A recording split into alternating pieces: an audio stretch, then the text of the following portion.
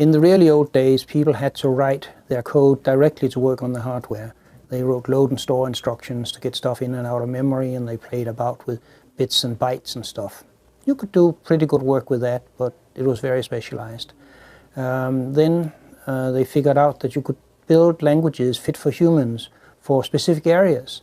Like they built Fortran for engineers and scientists, and they built COBOL for businessmen.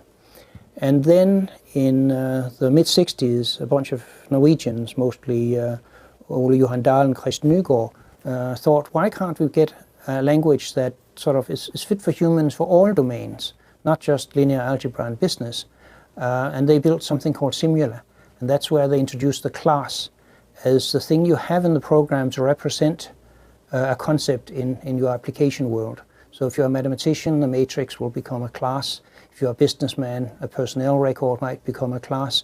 In telecommunications, a dial buffer might become a class. You can represent just about anything as a class.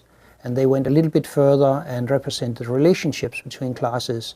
Any hierarchical relationship could be done as a bunch of classes. So you could say that a fire engine is a kind of a truck, which is a kind of a car, which is a kind of a vehicle, and organize things like that. This became known as object-oriented programming, or also in some variants of it as data abstraction. And my idea was very simple, to take the ideas from Simula for general abstraction for the benefit of sort of humans, representing things so that humans could get it, with low-level stuff, which at that time was the best language for that was C, which was done at Bell Labs by Dennis Ritchie. And take those two ideas and bring them together so that you could do high-level abstraction, but efficiently enough and close enough to the hardware for really demanding computing tasks. And that was where I came in. And so C++ has classes like Simula, but they run as fast as C code. So the combination becomes very useful.